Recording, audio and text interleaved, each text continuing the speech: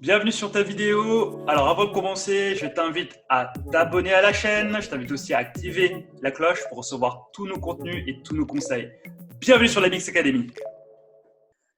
Google est en train de changer.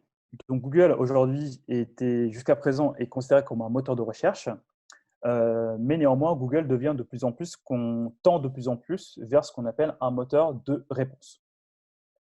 Pour cela, les résultats qui sont proposés directement sur Google ont changé, ont fortement changé. Donc il y a, il y a maintenant 3 ans, Google propose ce qu'on appelle des positions zéro dans les contenus qui sont proposés, dans les moteurs de recherche. Oups. Donc les positions zéro, donc les positions zéro permet de renforcer l'autorité d'une marque et aussi donc d'avoir une visibilité qui écrase la concurrence. Donc là, sur la requête quel parfum pour homme, j'ai le site qui s'appelle Tendance Parfum, qui remonte sur Google, qui propose qui a une box de visibilité qui est assez impressionnante, si bien que le deuxième résultat n'est pas visible tout de suite, à l'internaute. Donc la position zéro est quelque chose de vraiment très important, donc sur lequel on doit, sur lequel en fait on doit concentrer nos efforts pour apparaître là-dessus. Donc l'avantage, comme j'ai dit, est de reléguer au second plan les concurrents directs. Et si on arrive à avoir une position zéro, c'est l'assurance d'avoir un taux de clic qui est bien supérieur à la moyenne. Donc tout à l'heure, un peu avant, je parlais des 25% de clics en moyenne sur le premier résultat. Et ben là, on est avec une position zéro, on peut facilement atteindre le double. Les positions zéro, vraiment très, très, très important. Et surtout, cela confirme la tendance de Google de se transformer de plus en plus en moteur de réponse. Donc le but de Google est de donner directement la réponse à l'internaute et non plus de permettre à l'internaute de chercher sa réponse.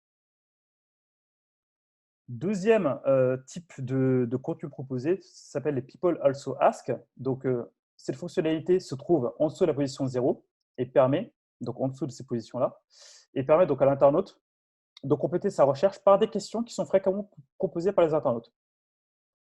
Donc, Google propose alors des thématiques ou des réponses similaires, donc permettant d'offrir à l'internaute la meilleure expérience de recherche possible à l'utilisateur. Donc, les People Also Ask également sont très poussés par Google, donc toujours dans une logique de se transformer en moteur de réponse.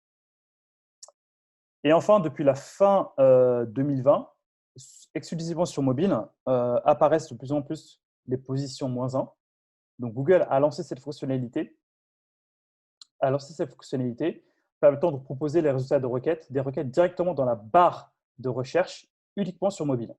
Cette fonctionnalité a été nommée officieusement en position -1 par le communauté SEO. Donc là, par exemple, sur la requête Black Friday 2020, hop, et ben là, nous avons donc directement la réponse, sans même proposer une liste de sites internet qui pourraient donc proposer cette information-là.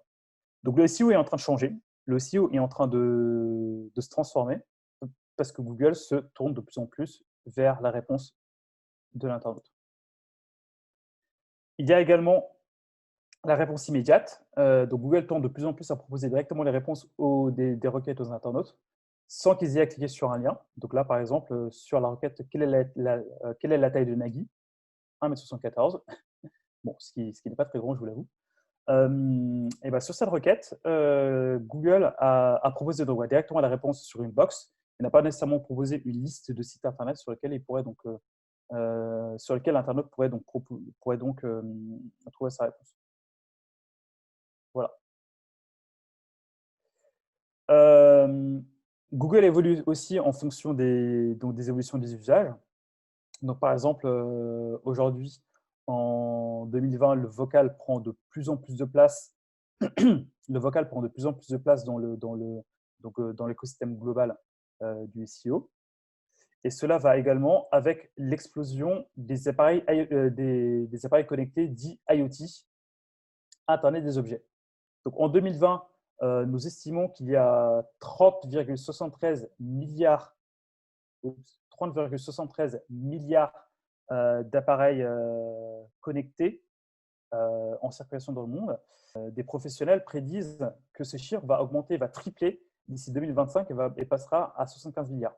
Donc, du coup, les internautes ont de plus en plus tendance à parler à leur appareil donc pour être connectés et pour avoir les informations dont ils ont besoin. Alors, je précise, c'est 30 milliards d'appareils connectés dans le monde entier, et pas juste en France. Donc, 30 milliards d'appareils connectés dans le monde. Et d'ici 2025, ce chiffre peut monter à 75 milliards.